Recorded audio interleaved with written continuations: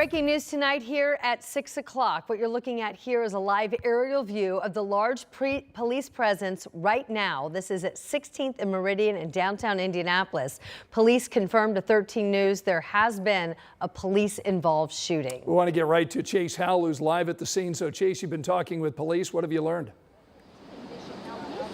Scott, Anne-Marie, first I want to start off by saying the officer and person involved in this shooting went to the hospital and are going to be okay. Now let me show you this scene behind me. As you can see, police are focusing their investigation in the drive-through area of this CVS off of 16th and Meridian. Now police tell us they were called here for a welfare check of a person in a car. Well then when they arrived, that person in the car allegedly hit the officer.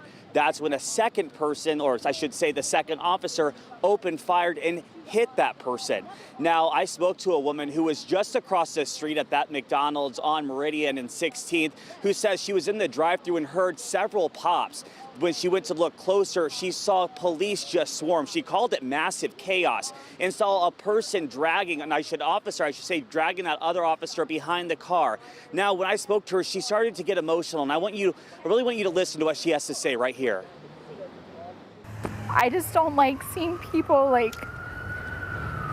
I just don't like stuff getting elevated. I hate violence. I don't know, I hate violence, and it just makes me sad. And it bugs me because you don't know if it's like a cop that got hurt or if it's a person that got hurt, but somebody got hurt and you just hope that they're okay. Emotional sound right there from Jennifer. She tells me she was visiting from Utah when she saw this all going down. Now I want to recap what we know right now. An officer is going to be okay, along with the person who was shot by another IMPD officer here at the CVS on 16th and Meridian. Police ask anyone in the area to avoid it and take alternate routes due to their investigation that they say is going to take several hours. Again, an officer and a person here were involved in a shooting. The officer was hit by a car and was sent to a hospital and is going to be okay. That person who was shot by a police officer was sent to another hospital and again is expected to be okay. Scott, Anne-Marie. All right, Chase Howell reporting live for us tonight. So please do avoid Meridian Street. There's a big backup there. Of course, you can go on Capitol, Illinois, Delaware, or Pennsylvania as alternate north-south routes. Thanks so much, Chase. Other news now. Tonight, the state's top attorney is suing the owners of an East Side apartment complex. This lawsuit claims that Hubbard Gardens does not provide livable conditions for its tenants. That's on top of hundreds of complaints made to the health department. Tonight, our Marion County reporter Lauren Kostick shares frustration from tenants, some who are living there with sewage and with black mold. And as a warning, you might find some of these images unsettling. The Indiana Attorney General is alleging the owners of Hubbard Gardens failed to protect the people who live here. And the tenants I spoke with agree, complaining about roaches, sewage, and mold. Outside Deja Harvey's apartment. The top thing was off and it was overflowing with sewage and toilet paper and stuff. A plumbing issue, she says, is just the start of the problems plaguing the East Side complex. I know I came back home one day from work and I had a mice sitting in my sink. Literally dead. My old apartment, it flooded. Every day I was just 20 buckets a day. Isaiah Mance sharing his own struggles. If you've seen some of these houses, some of these apartments, you probably die. It's that bad. Residents shared these photos with 13 News, showing sinks overflowing, black mold, and dumpsters spilling into the parking lots. Complaints that caught the eye of the Attorney General, who filed a lawsuit against the apartment owners on Thursday, citing repeated sewage floods and a lack of repair work. 13 News also discovered more than 240 complaints since 2018. In that same time period, the health department also took the owners to court 208 times. So we went to the management office, but were directed to call corporate, who did not respond to our questions. In the meantime, residents desperate for help, now hoping change is on the way. It really ain't safe for people, to be honest with you. They say it is, but it ain't. It really ain't. People shouldn't even have to live like this. It's unlivable.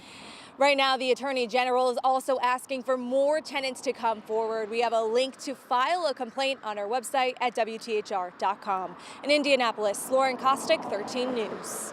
Now, the Attorney General's office did their own inspection of that apartment complex back in September. They told us their team found open sewer conditions which were reported to the EPA. Angela? Scott, no heavy rain, but we're not dry either. The clouds, the drizzle, the areas of mist continue along with a few spotty showers. You can see that here with live Doppler 13 radar. Again, nothing very heavy, but the clouds and drizzle continue, and they will continue overnight as well. Evening temperatures, because of the cloud deck, nearly steady, close to 50, and that's where we will start Friday. Morning clouds and drizzle, mainly cloudy afternoon, high 54. Angela, thanks. A Marine veteran is going to prison for killing a Fishers couple in a car crash more than 2 years ago. Today, the courtroom was filled with family and friends of the victims and the defendant to hear some emotional testimony. Rich Nye was in the courtroom and has the sentence for us tonight. Jamie Heredia was driving erratically and speeding in Lawrence on July 11, 2022. Ashley and Grant Lansdale had just left a doctor's appointment and were pulling onto 56th Street from Glen Road.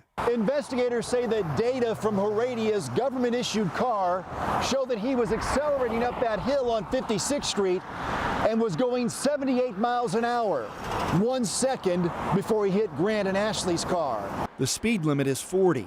Grant, a gifted musician, died that day at the hospital. Ashley, a beloved kindergarten teacher, was taken off life support 16 days later. Heredia pleaded guilty last month to reckless homicide. I could go on and on about how life isn't fair, how much pain I have, how much pain I felt, how much money I have spent, and the loss of sleep that this has caused me, but I can't make excuses or even compare how unfair my life is. Your loss is greater than mine. Please forgive me. The judge sentenced Heredia to 5 years in prison plus 3 years probation. Justice will be served when he does his time, and it's just tough for the whole family. The prosecution requested an 8-year prison sentence. In Indianapolis, Rich Nye, 13 News. An Indiana law banning gender-affirming care for minors remains in effect tonight. An appeals court ruled the law's restrictions do not infringe on the constitutional rights of transgender children, their parents, or medical providers. Now, this follows a decision made by the court back in February, allowing the law to take effect by removing a temporary injunction that initially blocked the law. Indiana's law was enacted last spring amid a national push by GOP-led legislators to curb LGBTQ+ rights. Right now, Hamilton Southeastern schools considering adding more career and technical education opportunities for students. Tonight, our Samantha Johnson explains why this proposal is getting some pushback from teachers and parents. The plan would essentially bring a charter school to Hamilton Southeastern. It would focus on those career pathways, more technical training for students. And we heard from several parents who say they're thankful the district is looking into more options, but they say this isn't the way to go about it. This right here, right now, is how teachers are being disrespected. And I'm very concerned that this plan to give our public funding to a charter school will come at the expense of our public schools, making it harder to recruit and retain the best teachers with competitive salaries. At Wednesday night's school board meeting, concerns about pulling resources and funding from existing schools that already have shrinking enrollment. But Director Steve Lozier with HSE says the goal is to add to the district more opportunities for students. He says they also plan to target Hamilton County students who are not already enrolled at HSE. You know, that initial vision has evolved over time, specifically as we've gotten community input, and I welcome that dialogue and that communication every single day. The proposal will be back in front of the school board for a final vote on December 11th. In Hamilton County, Samantha Johnson, 13 News. And you can read more about how that funding works and who's behind the proposal right now on WTHR.com. We've also posted the link to submit feedback to that school district. Still ahead on this Thursday night, Indianapolis is keeping the NFL Combine. See exactly what this means for our city as we continue once again to attract big events. Angela? Cloudy, mid-50s on Friday. I'll have a look ahead to the weekend in your forecast.